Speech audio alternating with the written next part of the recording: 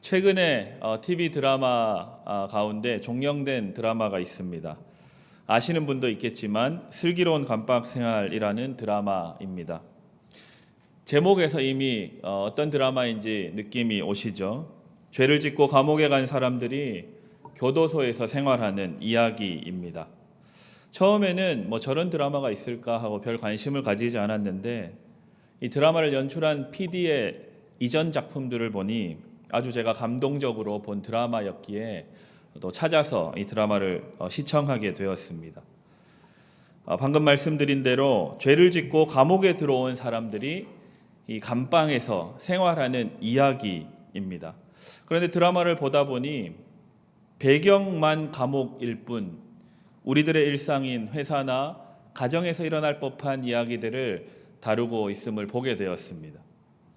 출연자들이 얼마나 지혜롭게 또 제목대로 슬기롭게 생활을 하는지에 따라서 큰 감동을 받기도 했고, 또 한편으로는 이기적이고 악한 마음을 품고 살아가는 동료들에게는 제가 주인공의 마음처럼 주인공 편에 서서 화를 내기도 하면서 이 드라마를 열심히 보았었습니다.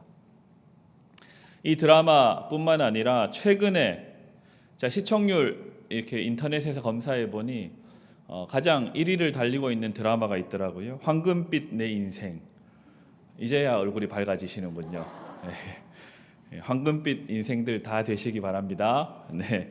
이 드라마는 저희 교역자실에서도 애청하고 계시는 한 모 목사님이 계실 정도로 전 연령대가 보고 있는 드라마일 것 같습니다.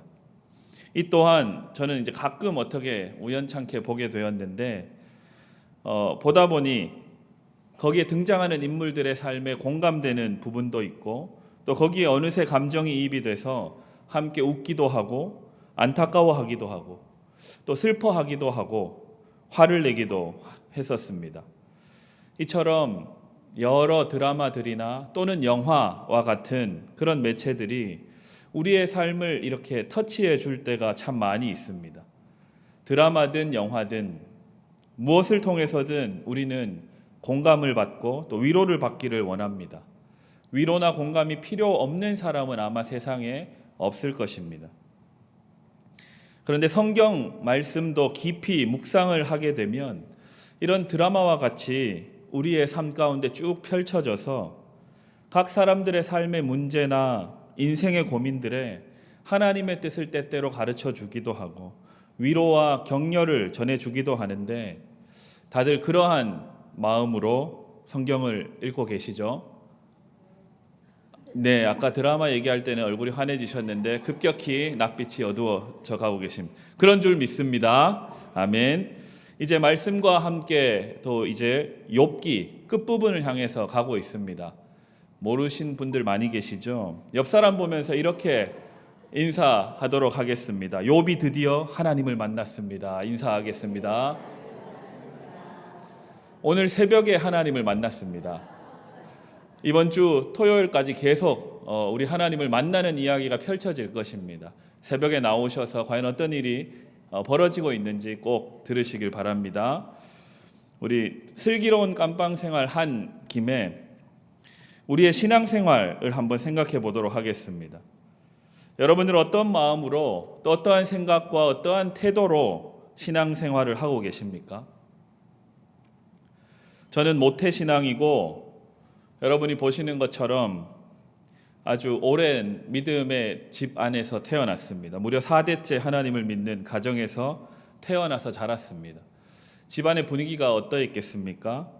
그래서 저는 어릴 때 세상의 모든 사람들은 주일이 되면 다 교회를 가는 줄 알았습니다. 그래서 어린 시절 부모님의 손에 이끌려 교회 가는 것이 아주 당연한, 거부하거나 반항할 생각조차 할 수 없는 그런 문화 가운데 자랐었습니다. 저보다 더 신앙의 연수가 오래된 분들도 계시겠지만 신앙생활, 이것을 곰곰이 생각해 보면 신앙생활이라는 것은 단순히 교회 생활을 잘 하는 것이 아닙니다. 슬기로운, 지혜로운 교회 생활이 신앙생활이 아닌 것입니다. 결론적으로 말하자면 신앙생활이라는 것은 성경의 법을 억지로가 아니라 즐거운 마음으로 지키는 것, 그것이 바로 신앙생활입니다. 성경의 법이라고 하면 어려울 수 있겠습니다. 율법, 말씀일 수도 있고 하나님의 뜻, 하나님의 마음이라고도 말할 수가 있겠습니다. 자, 이제 여러분에게 다시 한번 묻겠습니다. 여러분은 그저 교회 생활을 잘하는 성도입니까?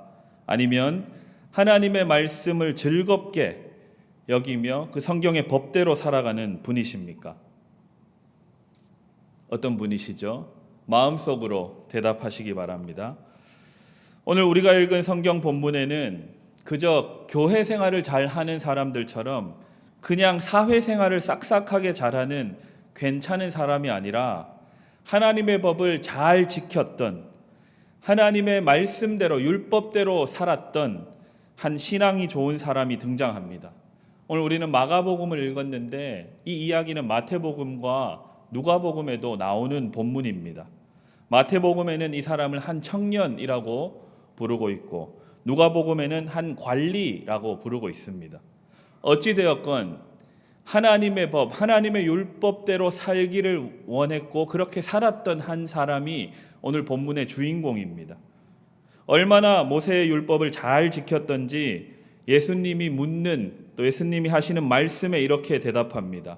우리가 함께 읽었던 본문인데요, 마가복음 10장 19절 20절 우리 두 절 말씀 함께 읽겠습니다. 함께 읽습니다. 시작. 내가 계명을 안 하니 살인하지 말라, 간음하지 말라, 도둑질하지 말라, 거짓 증언하지 말라, 속여 빼앗지 말라, 내 부모를 공경하라 하였느니라. 그가 여짜오되 선생님이여 이것은 내가 어려서부터 다 지켰나이다. 아멘. 예수님이 모세의 율법에 나와 있는 십계명, 하나님의 법을 네가 잘 지켰느냐라고 물었는데 그 물음에 지체하지 않고 대답합니다. 내가 어릴 때부터 그것을 다 지켰습니다. 아주 훌륭한 청년, 훌륭한 관리, 훌륭한 신앙인이라고 할 수 있겠습니다. 아주 훌륭한 성도입니다. 이 정도도 참 대단한 믿음이고 대단한 신앙이 아니겠습니까? 여러분 생각하시기에 그렇겠죠. 이 십계명의 말씀을 어김없이 어릴 때부터 지금까지 다 지켰다고 합니다. 예수님께서도 이 청년의, 이 한 사람의 고백을 들으시고 아주 사랑스럽게 바라보신다라고 성경은 기록합니다. 그런데 이어서 예수님께서는 그러나 너에게 한 가지 부족한 것이 있다라고 이야기하십니다. 오늘 본문 그 다음 절입니다. 10장 21절 말씀 함께 읽겠습니다. 시작. 예수께서 그를 보시고 사랑하사 이르시되 내게 아직도 한 가지 부족한 것이 있으니 가서 내게 있는 것을 다 팔아 가난한 자들에게 주라. 그리하면 하늘에서 보화가 내게 있으리라. 그리고 와서 나를 따르라 하시니 아멘. 우리 예수님께서는 네가 다 잘하였는데 한 가지 부족한 것이 있다. 네가 가진 모든 소유를 팔아서 가난한 자들에게 다 나누어 주고 나를 따라오라 라고 말씀하십니다. 얼마나 놀라운 일입니까? 예수님의 제자가 되는 그 특별 채용을 당한 것입니다. 그리고 예수님께서는 그저 그냥 나를 따르는 고생스러운 삶을 살라라고 하지 않으시고 네가 가진 것을 다 팔아 가난한 사람에게 주면 하늘의 상급이, 하늘의 보화가 너에게 있을 것이다 약속해 주시고 나를 따라오라 라고 하셨습니다. 하나님을 사랑하고 이웃을 사랑하는 그 삶을 우리가 함께 살아가자라고 초대해 주셨습니다. 여기까지 여러분이 하나님의 말씀을 들었을 때 어떤 한 가지 변화가 느껴지십니까? 다 느껴지시는 줄 알고 제가 더 계속 가겠습니다. 이전에는, 바로 오늘 이전에는 하나님의 율법, 모세를 통해 전해진 모세 율법이라고도 합니다. 이 율법을 지키기만 하면 되었습니다. 하나님을 직접 만나 대면하지 않아도 모세가 하나님과 대면하여 받은 이 율법을 일상생활에서 지키기만 하면 살아갈 수 있었습니다. 그런데 예수님께서는 웬일이신지 그것으로는 부족하다라고 하신 것입니다. 기준을 새롭게 세우신 것입니다. 하나님을 사랑하고 이웃을 사랑하라라는 적극적인 실천, 적극적인 따름을 말씀하시는 겁니다.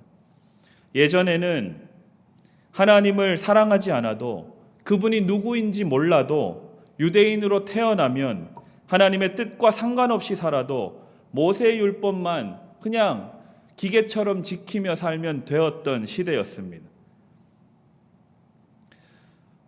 여러분, 분리수거 다들 잘 하고 계시죠? 집에서? 분리수거는 즐거운 일입니까? 귀찮은 일입니까? 주로 우리 여성분들이 대답하시고, 집에서 다들 원래는 남자들이 하는 일이잖아요. 분리수거는 아닌가요? 제가 아멘. 자, 분리수거는 꽤 귀찮은 일입니다. 하지만 분리수거를 우리가 처음 했을 때를 한번 생각해 보면 좋겠습니다. 분리수거를 하지 않고 옛날 습관대로 쓰레기를 내놓았더니 가지고 가지 않고, 또 분리수거를 하고 다시 내어놓으라고 그렇게 이야기를 듣습니다. 도리가 없습니다. 귀찮아도 해야 되는 일이었습니다. 그리고 시간이 지나고 지나니 우리는 아주 자연스럽게 자동적으로 분리수거를 하며 살아갑니다. 심지어 외국으로 여행을 가도 숙소에서 나온 쓰레기들을 막 분리하는 자신을 발견할 때가 있습니다. 이처럼 자연스러운 일이 됩니다. 율법에 비교해 보겠습니다. 율법도 처음에는 지키기 어색하고 까다로웠는데 오래 지나다 보니 이제는 삶의 한 부분이 되고 생활의 한 방식이 되어버려서 유대인들에게는 율법을 지키며 사는 것이 자연스러운 일상이 되었습니다. 하나님을 생각하지 않아도, 그 율법을 처음에 주신 하나님의 뜻과 마음과 의도를 생각하지 않아도 자신의 생활 방식을 엄마가 하는 대로, 아빠가 하는 대로 따라만 하면 되는 것이 되어버린 겁니다. 그래서 율법과 관례를 지키기만 하면 그 외의 삶은 어떠해도 괜찮다 여기게 되어버렸습니다. 그런데 이것이 예수님 시대만의 이야기가 아닙니다.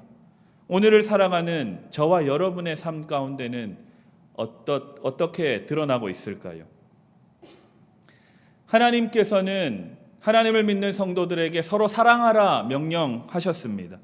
뿐만 아니라 예수님을 머리로 하는 교회 공동체를 세워주셨습니다. 그래서 교회에 주신 권위를 인정하고 질서에 순종하며 주님 안에 한 형제와 자매로 살아가도록 해주셨습니다. 교회 안에 이 평등한 하나님 나라가 임하게 해주셨습니다. 그런데 우리는 여전히 세속사회의 방식을 그대로 교회 안에도 가지고 들어와서 살아갑니다. 왜냐하면 주일에 한 번 와서 예배를 드리는 삶보다 6일간 세상에서 살아가는 삶의 방식이 내 몸에는 더 자연스럽기 때문입니다.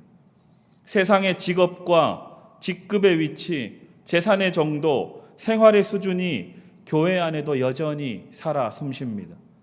하나님의 말씀보다는 세상적인 가치와 전통에 더욱 익숙해져 버렸습니다. 그저 우리는 주일 예배만 드릴 뿐입니다.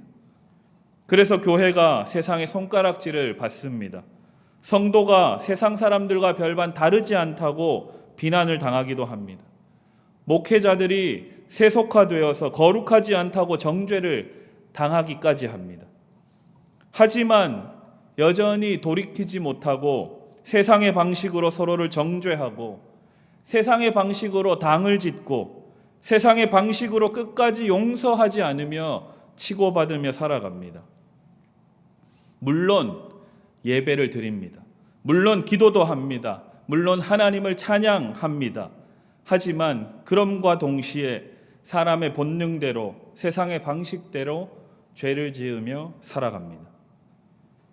모든 지켜야 할 율법, 해야 하는 의무는 다 했다고 당당하게 고백하는 오늘 본문에 등장하는 신앙 좋은 사람에게 예수님께서는 다 잘하고 있다. 하지만 너에게 부족한 것이 한 가지 있다. 라고 말씀하십니다. 네가 율법을 잘 지키는 것을 넘어서서, 교회 생활을 잘 하는 것을 넘어서서 하나님과 이웃을 사랑하며 함께 살아가자. 라고 요청하십니다. 여기에는 어떠한 경계, 조건 없습니다. 내 마음에 안 드는 상대라 할지라도 사랑으로 용납해보고, 씻을 수 없는 죄를 지은 사람이라도 내가 용서하였으니 너도 용서하라 요청하십니다. 그리고 온전히 하나님을 너의 삶의 중심에 모셔서 하나님의 생각과 뜻과 마음을 배워서 살아가라 라고 권면하십니다. 그래서 이 청년에게 예수님 말씀하시죠. 이웃을 사랑하기 위해 네가 가진 모든 재산을 내어놓고 나누어 주라 라고 요구하셨습니다. 여기는 물질뿐만이 아니라 내가 받은 하나님께로 가지 못하게 만드는 내가 지금까지 살면서 받은 상처나 무시나 억울함까지 포함하는 것입니다. 이 청년의 입장에서는 재물이 하나님 앞에 나아가지 못하게 막은 것인데, 오늘을 살아가는 우리 입장에서는 그것이 상처가 될 수도 있고 누군가의 말이 될 수도 있고 어떠한 인생의 경험이 될 수도 있겠습니다. 그 모든 것을 하나님 앞에 내려놓고 하나님만을 믿고 의지하며 하나님만을 사랑하며 그 사랑을 받아 경험하고 그 경험한 사랑을 이웃에게 나누며 살아가라 라고 예수님께서 그 청년에게 도전하신 것입니다. 사랑하는 신일의 성도 여러분, 그리고 함께 예배드리는 모든 하나님의 자녀인 여러분, 그렇게 하실 수 있으시겠습니까? 원래 제 계획으로는 여기서 아멘이 크게 나와야 되는데, 그래도 아직은 좀 부끄러워서 아멘을 못하는 것으로 알고 더 가보겠습니다. 우리는 예수님께서 모세의 율법을 스스로에게, 예수님 자신에게 적용하시면서 제자들과 무리에게 말씀하시는 것을 들으면 우리는 연약한 인간이기에 참 부담스러울 때가 많이 있습니다. 왜냐하면 예수님의 기준에 우리가 따라가려면 너무나 우리 수준이 낮아서 힘이 들기 때문입니다. 자기를 부인해야 되고 이웃을 위해 자신을 희생해야 되고 날마다 내어줘야 되기 때문입니다. 손해를 감수해야 되기 때문입니다.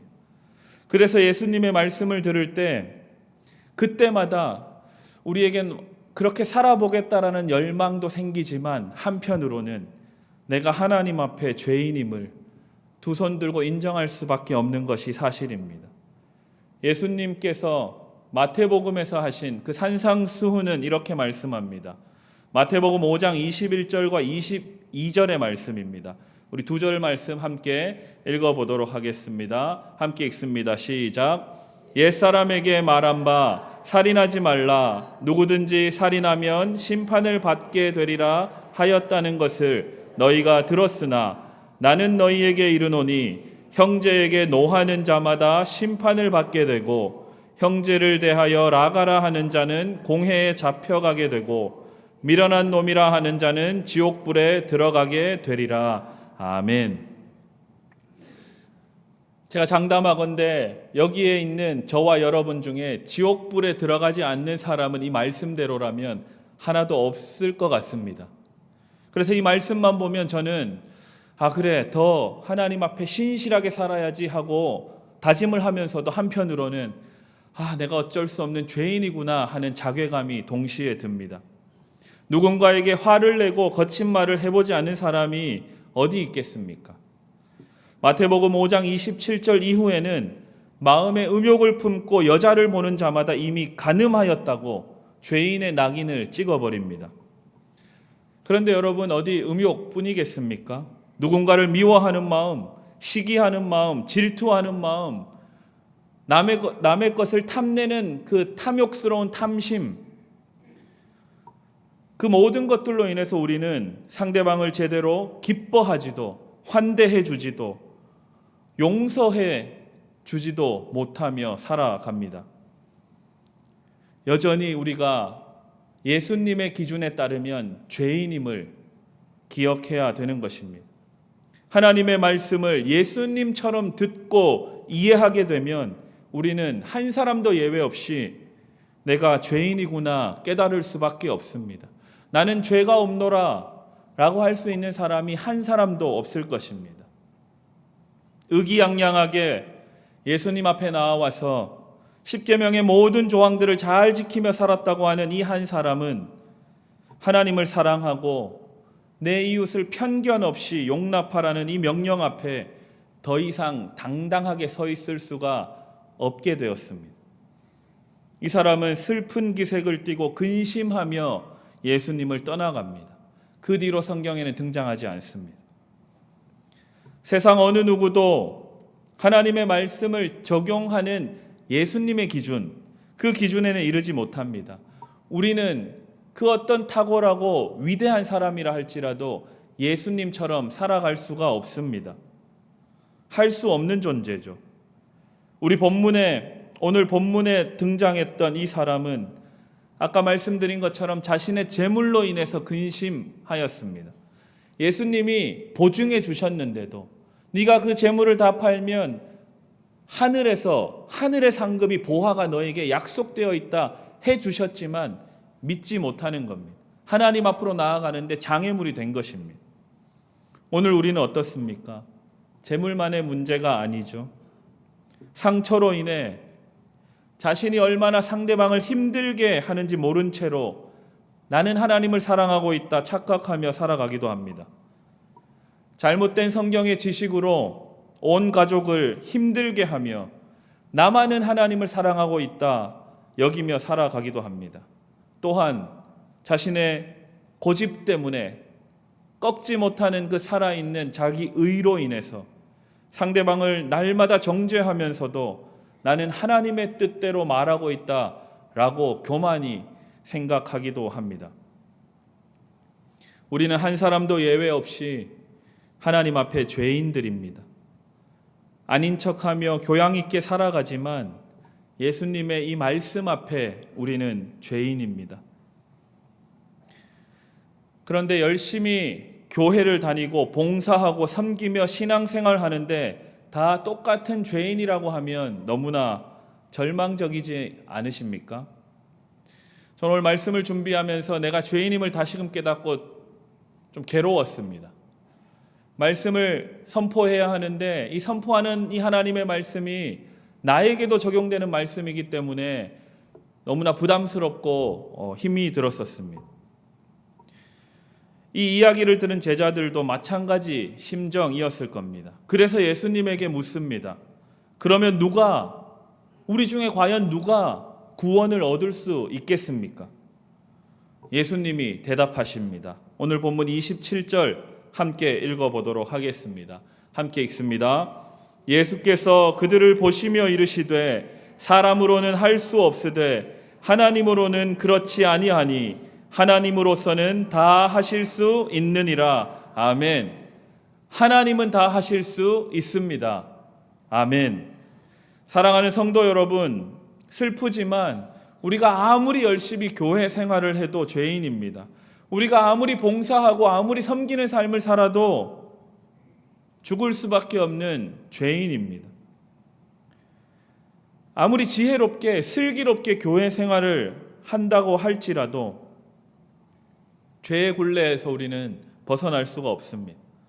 그래서 날마다 우리가 할 수 있는 것은 오늘 말씀에 따르면 우리 모두는 할 수 없으니 그 누구를 의지해서도 안 되고 그 어떤 사람이나 그 어떤 신념이나 그 어떤 것을 의지하는 것이 아니라 오직 할 수 있으신 하나님만을 의지하며 하나님 앞에 은혜를 구하며 겸손히 나아와야 하는 것입니다.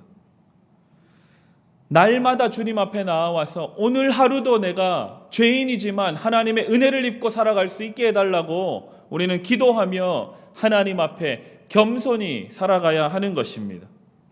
우리의 소유와 우리의 상처와 우리의 모든 존재를 하나님 앞에 맡겨드리며 하나님, 나로 하여금 오늘 하루도 하나님의 도우심으로 살게 해달라고 우리는 기도해야 되는 것이죠. 그리고 하나님이 주신 계명대로 겸손한 마음으로 서로 사랑하며 살아갈 뿐입니다.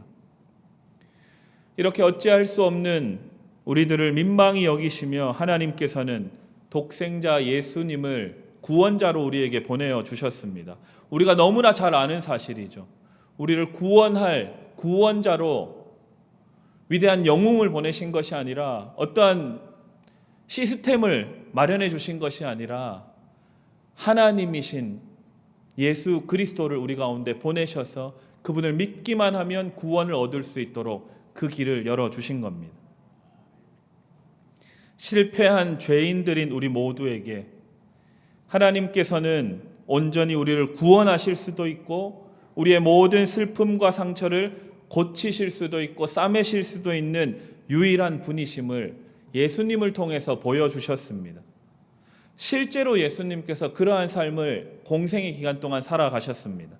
아픈 사람을 낫게도 하시고 마음이 상한 자들에게는 찾아가셔서 말을 건네시고 그 마음에 깊은 위로를 얻도록 해주셨습니다. 하나님의 구원의 경험을 하게 해주신 것이죠. 또한 예수님께서는 메시아에 대해 언급된 예언된 구약의 여러 말씀들을 자기 자신에게 스스로 적용시키시면서 고난당하는 어린 양으로 자신을 십자가에 들이셨습니다. 겟세마네 동산에서 예수님이 하신 기도는 그저 무늬만 아픈 척하는 기도가 아니었습니다. 철저히 고뇌하며 피눈물을 흘리시며 이 고통의 잔이 내게서 지나가게 해달라고 할 만큼 십자가의 길을 가는 것이 너무나 고통스러운 길임을 고백하셨습니다. 하지만 그렇게 피하고 싶었던 고난의 잔을 하나님의 뜻으로 믿고 마시게 된 것입니다. 할 수 없는 인생들을 위해 하나님의 구원을 십자가의 죄사함과 부활의 산 소망으로 실현해 주셨습니다. 그래서 우리는 이 예수를 주로 고백하면서 서로 물어뜯으며 살아가지 않고 오히려 서로 용납하고 이해해주고 사랑하면서 때로는 손해를 보면서까지 서로를 품으면서 하나님 나라를 지금 이곳에서 살아갈 수 있게 된 것입니다. 나 대신 죽임당하신 우리 예수 그리스도 그분의 공로로만 우리는 구원받을 수 있게 되었습니다. 믿으십니까? 아멘. 나는 할 수 없지만 우리 하나님께서는 원하는 모든 사람에게 하나님의 구원을 베풀어 주셨습니다. 사랑하는 성도 여러분, 이제 설교를 마무리하려고 합니다. 오랫동안 신앙생활을 해오셨죠. 신앙생활에 익숙해지셨습니까? 수십 년간 드리는 예배, 수백 번, 수천 번을 들어왔던 하나님의 말씀, 그리고 설교, 이제 너무나 자연스러운 일상이 되셨습니까? 뿐만 아니라 각자에게 주어진 직분들과 역할에 맞게 교회 활동을 하시는 것에 적응이 되셨을 겁니다. 하지만 우리 하나님께서는 여전히 우리에게 한 가지 부족하다 말씀하십니다. 하나님을 사랑하고 내 이웃을 내 몸처럼 사랑해라. 더 노력하라는 말이 아니라 하나님께로 나아오라라는 초청입니다. 말씀 자체이신 하나님을 믿는 삶을 살아가라는 것입니다. 사랑 자체이신 하나님과 함께 살아가라라는 도전입니다. 나에게 익숙한 대로 지혜로운 교회 생활을 하는 것이 아니라 하나님과 동행하며 모험하며 살아가라는 책은입니다. 내가 받은 상처들로 인해서 누군가에게 상처를 되갚는 삶을 그만두라라는 요청입니다. 어떻게 해야겠습니까? 이전과는 다른 방식으로 우리는 하나님의 말씀 앞에 서야 합니다. 그저 주일 예배를 드렸다라는 것으로 만족하는 삶이 아니라 정말 하나님의 말씀이 우리의 삶 가운데 살아 숨쉬는 경건의 능력으로 드러나는 그러한 믿음의 성도, 하나님이 기뻐하시는 자녀의 삶을 살아가시는 여러분 모두가 되시기를 주님의 이름으로 축복합니다. 아멘. 네, 우리 하나님의 말씀 기억하면서 기도하도록 하겠습니다. 우리 세 가지 함께 기도하겠습니다. 하나님 앞에 날마다 겸손히 나아가 하나님께 배우는 성도 되게 하여 주옵소서.